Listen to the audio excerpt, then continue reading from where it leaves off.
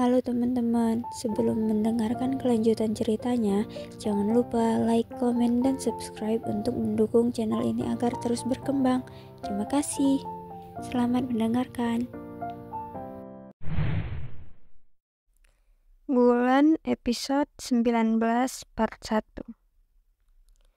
Pakaian hitam-hitam yang kami kenakan kering dengan cepat. Sally masih lebih banyak diam, tapi dia bisa berjalan dengan cepat. Ali yang dulu sewaktu di Klan Bulan selalu mengeluh disuruh berjalan kaki, sekarang juga bisa berjalan lebih mantap. Setidaknya ada satu keuntungan dari air bah tadi.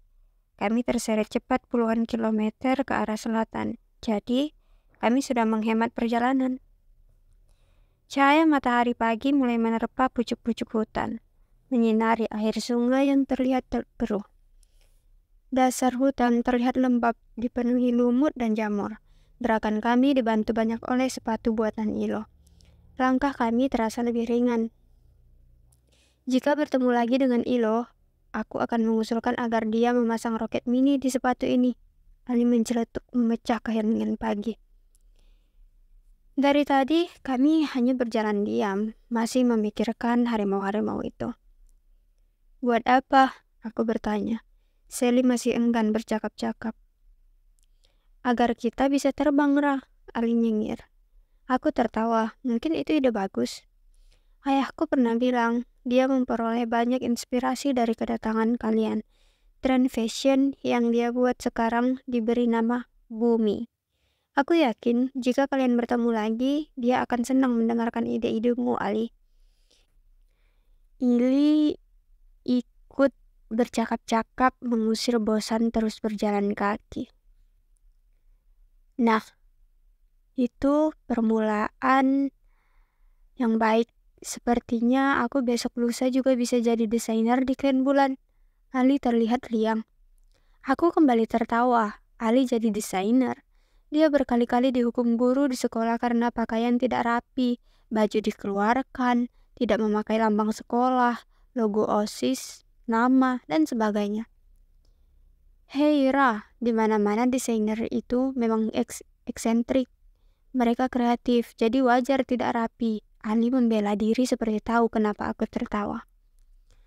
Matahari semakin tinggi. Kami sudah berjalan kaki lebih dari 2 jam tanpa henti. Aku memutuskan berhenti sebentar, meluruskan kaki. Ali mengeluarkan isi ransel, mencoba mengeringkan benda-benda di dalamnya. Aku juga melakukan hal yang sama, memeriksa buku PR matematikaku. Buku itu tetap kering, seperti tidak ada air yang habis menyentuhnya. Padahal tabung minuman, kain dari Hana, dan benda lain yang kubawa basah kuyup. Ili menatap peralatan yang dikeluarkan Ali dari ranselnya. Terhampar di depan Ali 5 atau 6 alat-alat kecil. Pemiliknya sedang mengeluh, khawatir alat-alatnya rusak.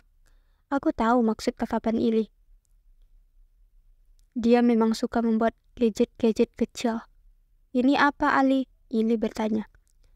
Oh, yang itu untuk mendeteksi jika ada manusia Klan Bulan yang mengintai di dekat kita. Aku tidak ingin ada yang mengendap-endap seperti Tamus dulu. Yang satunya lagi, penangkal petir. Jika alat ini sudah sempurna, tidak ada manusia Klan Matahari yang bisa menyambarku dengan petir. Juga yang ini untuk mengetahui posisi kita berada di mana, seperti GPS. Nah, yang satunya masih dalam percobaan, alat anti gravitasi terbaruku. Aku masih harus menemukan rumus persamaan alat itu.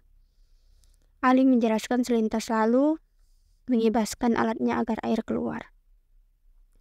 Tapi ini semua untuk apa? Hei, aku yang paling lemah di antara kalian. Aku tidak bisa menghilang atau mengeluarkan petir. Aku harus berjaga-jaga. Lagi pula, benda-benda ini pasti berguna. Meski ada yang bahkan membantu pun tidak mau saat aku ingin melakukan uji coba.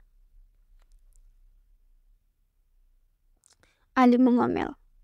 Aku tertawa sambil memasukkan kembali peralatanku ke dalam ransel. Aku tahu maksud kalimat Ali. Dia menyindirku. Kita sama sekali tidak punya makanan, Ra. Ili berkata padaku setelah Ali juga memasukkan alat-alatnya ke dalam ransel. Perbekalan yang diberikan penduduk perkampungan nelayan hilang, terseret air bah. Kami sejak tadi belum sarapan. Aku tidak lapar, Sally berkata pelan. Itu kalimat pertamanya. Sebenarnya aku juga tidak lapar. Dalam situasi ini, aku masih sedih kehilangan harimau. Selera makanku berkurang drastis.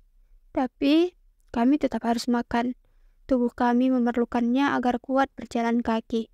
Mencari makanan cepat atau lambat akan menjadi prioritas penting. 1 jam melanjutkan perjalanan. Sungai yang kami ikuti sejak kemarin ternyata berbelok ke timur. Kami menatap permukaan air sungai, berpisah dengan sungai itu. Kami terus berjalan menuju selatan. Di sekitar kami masih hutan berbukit. Sesekali sambil berjalan, Ili mencari buah yang bisa dimakan. Nihil, Ili selalu kembali dengan tangan kosong. Kami terus berjalan kaki hingga matahari berada di atas kepala. Kami sudah melewatkan sarapan, sepertinya juga harus melewatkan makan siang. Aku berusaha membujuk kakiku agar semangat melangkah dengan perut kosong. Kabar baiknya, air minum bisa ditemukan dengan mudah. Ada banyak parit hutan yang berisi air jernih dan bisa diminum. Ada pohon kelapa rah. Ili tiba-tiba berhenti. Pohon apa? Aku ikut berhenti di belakang Ili. Sejak tadi konsentrasiku menurun. Berjalan kaki lebih dari 8 jam. Meski dengan sepatu buatan Ilo, tetap saja sangat melelahkan. Pohon kelapa, lihat. Ili menunjuk pohon kelapa tinggi, berbuah lebat. Kamu ingin agar aku merontokkan buahnya? Aku bertanya kepada Ili. Bukan itu maksudku. Ili tersenyum, hanya Ili yang fisiknya masih kokoh. Kita berada di tengah daratan, bukan di pantai yang lazim ditumbuhi pohon kelapa. Di daratan yang jauh dari laut. Setiap kali ada pohon kelapa, itu berarti kita tidak jauh dari perkampungan penduduk. Kamu serius? Iya, aku tahu soal itu di akademi. Pelajaran bertahan hidup di alam liar. Ayo kita sudah dekat dengan perkampungan. Mungkin kita bisa menemukan makanan di sana. Itu kabar baik. Sejak kejadian air bah, semangatku kembali. Apakah itu kampung nelayan? Atau peternakan? Atau malah kota kecil seperti kota di dekat danau Teluk Jauh yang punya restoran untuk umum? Kami membawa sekantong uang klen matahari, hadiah dari perkampungan nelayan. Kami bisa membeli makanan. Ili memimpin di depan. Dia mengikuti pohon kelapa berikutnya yang semakin banyak tumbuh. Kami sepertinya sudah hampir tiba di tepi hutan. Di depan kami, semak belukar dan pohon semakin renggang. Hamparan terbuka terlihat dari kejauhan. Persis di tepi hutan, saat kami melangkah keluar, menatap ke depan, dan akhirnya tahu itu hamparan persawahan yang membentang luas. Aku menelan ludah dengan segala kemajuan teknologinya. Klan Matahari ternyata memiliki persawahan seperti di dunia kami. Tanaman padi, jika itu memang padi, terlihat menghijau. Persawahan terbagi menjadi ratusan petak. Teras sering berundak-undak. Persis di tengah persawahan luas itu terlihat perkampungan penduduk. Dari atap rumah-rumahnya mengepul asap. Pertanda ada yang sedang memasak di dapur. Hamparan sawah ini terlihat indah. Kami berempat saling tatap. Ali terlihat nyengir lebar. Tidak apalah, meski bukan kota kecil dengan restoran, perkampungan di depan lebih dari cukup. Sally yang masih sedih tersenyum, meski masih tipis. Ikut senang setelah berjalan kaki lama. Kami menemukan pemukiman penduduk. Ili berjalan lebih dulu melewati pematang sawah. Kami mengiringinya, berbaris. Beberapa penduduk yang sedang menyiangi rumput liar di sawah berhenti bekerja. Mereka berdiri, menatap kami. Anak-anak di perkampungan yang asik bermain saling berkejaran. Saat melihat kami, juga berhenti bermain. Penampilan kami sangat mencolok dengan pakaian hitam-hitam. Sementara orang lain mengenakan pakaian cerah warna-warni, dengan topi lebar melindungi wajah dari sengatan matahari saat bekerja di sawah. Kami tiba di perkampungan disambut keramaian. Anak-anak mengerubuti dan menyapa kami. Orang tua berusaha mengendalikan anak-anaknya, berseru agar jangan dekat-dekat dengan orang asing. Kalian siapa? Dari mana? Tetua kampung menemui kami. Tetua mengenakan kain selempang berwarna kuning dan topi kerucut berwarna hijau. Selebihnya warna-warni cerah. Aku memutuskan menjawab terus terang pada kesempatan pertama. Meski 2 hari lalu Menata Ranata II, sang pemburu, mengingatkan kami agar tidak terlalu mencolok di perkampungan, bisa mengundang masalah. Kami peserta festival bunga matahari, Sally menerjemahkan jawabanku. Pecah sudah keributan di perkampungan itu, reaksi yang tidak kubayangkan sama sekali. Orang dewasa berseru-seru, wajah mereka terlihat marah. Anak-anak melangkah mundur, bersembunyi di belakang orang tua mereka. Ada apa, Sel? Ali yang tidak mengerti bahasa klan matahari bertanya. Apa mereka meminta kita bermain tebak-tebakan juga agar mengizinkan kita singgah? Sally menghela nafas, menggeleng. Mereka tidak menyukai kita. Mereka berteriak-teriak mengusir kita. Mereka bilang kita akan membawa masalah besar. Tetua kampung mengangkat tangannya. Teriakan penduduk terhenti. Kalian tidak diterima di sini. Segera tinggalkan perkampungan damai kami. Aku menggigit bibir mendengar terjemahan kalimat itu dari Sally. Kami hanya ingin membeli makanan. Perbekalan kami hilang. Kami tidak bermaksud jahat. Sally menerjemahkan kalimatku. Tidak bisa. Kami tidak mau berurusan dengan festival, juga dengan orang-orang kota Ilios. Tetua menggeleng tegas. Ayolah, kami hanya ingin membeli makanan. Kami membutuhkannya untuk melanjutkan perjalanan. Kami akan pergi setelah itu. Sally kali ini bicara langsung tanpa menunggu jawabanku. Sally mengeluarkan butir uang klan matahari. Tetua menggeleng tegas. Beberapa orang dewasa bahkan maju ke depan, mengancam kami agar segera meninggalkan perkampungan mereka, atau mereka akan mengusir paksa. Kami berempat saling tatap. Bagaimana ini? Sally bertanya cemas.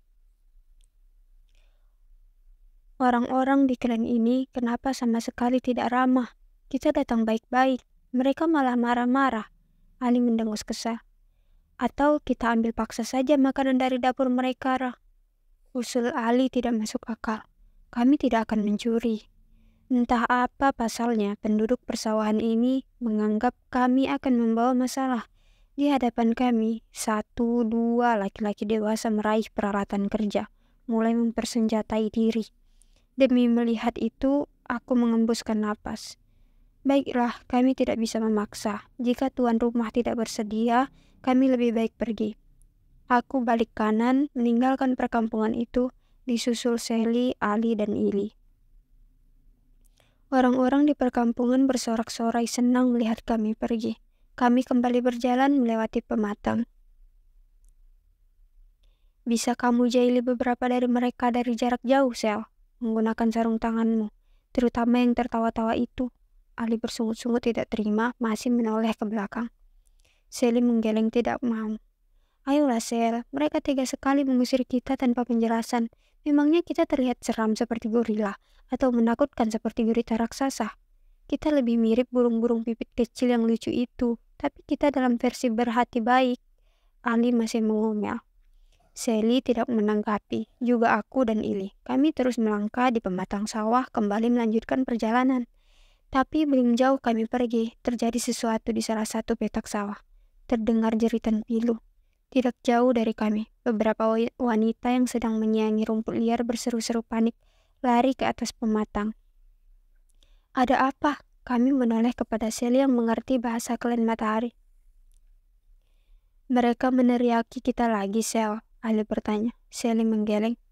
Mereka berteriak, ada ular, ular. Beberapa laki-laki dewasa dari perkampungan berlarian menuju petak sawah. Sebagian membawa galah panjang mengusir ular itu. Sebagian lagi bergegas menggendong seorang pekerja di sawah yang sepertinya telah digigit ular itu. Korban gigitan ular segera dibawa ke perkampungan. Mereka berseru-seru panik. Ayo kita pergi, itu bukan urusan kita. Ali mendengus melangkahkan kakinya. Aku tetap berdiri di pematang sawah. Ayolah, Raha, tinggalkan saja. Mungkin itu balasan atas keramah tamahan mereka. Dibayar lunas oleh alam liar yang bisa bicara denganmu. Ali berseru, dia sudah 10 langkah menjauh. Aku menggeleng. Mereka butuh bantuan, Ali. Bagaimana kamu akan membantunya? Kita bukan Af yang bisa menyembuhkan orang lain. Ali mengangkat bahu tidak peduli. Kita memang bukan AF, tapi kita punya obat penawar racun terbaik dari Mena Taranata 2. Aku mengeluarkan botol dari saku. Tetap saja, aku tidak mau menolong mereka. Ali meneruskan langkah. Ali, Sally berseru kesal.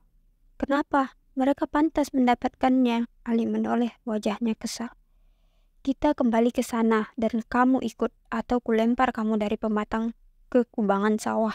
Sally melotot mengangkat tangannya. Ali dan Sally jadi bertengkar gara-gara kejadian ini. Aku mengabaikan pertengkaran Ali dan Sally. Aku sudah berlari ke perkampungan itu lagi. Ili menyusul di belakangku. Pekerja yang digigit ular berbisa adalah putri satu-satunya tetua kampung. Usianya 30 tahun. Dia ditidurkan di salah satu balai-balai bambu. Orang-orang mengerumuninya dengan wajah cemas. Salah satu tabib perkampungan, ibu-ibu tua dengan rambut memutih berusaha memberikan pertolongan. 5 menit dia berusaha, akhirnya menggeleng, menyerah. Ularnya sangat berbisa, racunnya cepat sekali menyebar ke seluruh tubuh. Tabib itu menjelaskan. Tetua kampung pucat, berseru dengan suara bergetar. Kau harus menyelamatkan putriku. Aku tidak punya penawarnya. Racunnya kuat sekali. Obat yang kumiliki tidak akan membantu. Tabib menghela napas prihatin. Kami tiba di kerumunan saat putri tetua kampung mulai kejang-kejang. Dari mulutnya keluar busa. Penduduk berseru jerih. Mereka tidak menyadari kami menyibak kerumunan. Aku mendekat ke balai-balai bambu, segera membuka tutup botol. Aku harus menolongnya, tidak bisa ditunda lagi, atau akan terlambat. Hei, apa yang kalian lakukan? Akhirnya salah satu penduduk menyadari keberadaan kami, menyambar potongan kayu hendak memukul. Perkampungan itu kembali riuh, rendah oleh seruan marah. Mereka kembali lagi, mereka hendak berbuat jahat, usir mereka. Lihat, gara-gara mereka, putri tetua digigit ular. Ini pasti malapetaka yang dibawa orang-orang kota Ilyas. Mereka selalu membawa masalah. Aku menelan ludah. Aku tidak mengerti apa yang mereka ucapkan. Aku mengeluh. Seharusnya Sally ikut denganku, membantu menjelaskan bahwa kami justru kembali hendak menolong. Lihatlah, di atas pematang, Sally malah bertengkar dengan Ali. Di sini ribut berteriak-teriak. Di pematang sawah juga ribut bertengkar. Situasi ini kenapa rumit sekali? Usir mereka, usir. 2 orang dewasa sudah menarik paksa Ili.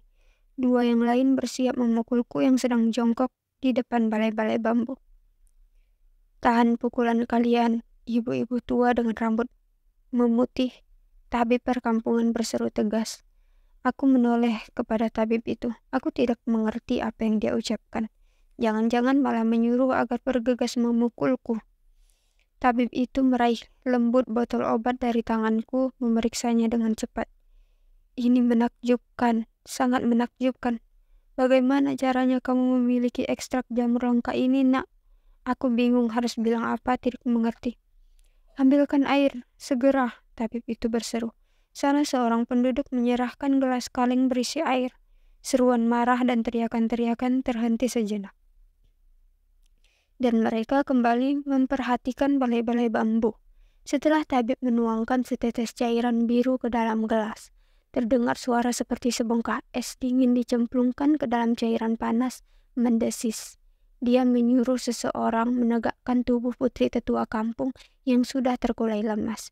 Tabib lantas beranjak membuka mulut korban gigitan ular, memasukkan campuran obat dan air, mengerut lehernya dan air itu tertelan. Dia tidak berniat jahat, dia kembali hanya untuk mengobati putrimu. Tabib menghela napas lega, berseru kepada tetua kampung. Gerakan orang yang masih hendak menyerangku terhenti. Mereka menurunkan kayu-kayu, juga yang memegang Ili. Mereka melepaskan pegangannya. Putrimu akan selamat. Anak ini memiliki obat penawar racun terbaik yang pernah kulihat. Tabib menepuk bahu tetua kampung. Terima kasih, nak. Tabib menyerahkan kembali botol kecil itu kepadaku. Aku menerimanya, tetapi bingung harus bilang apa. Sally, seharusnya dia ada di sini, bukan malah adu mulut dengan Ali di pematang sawah.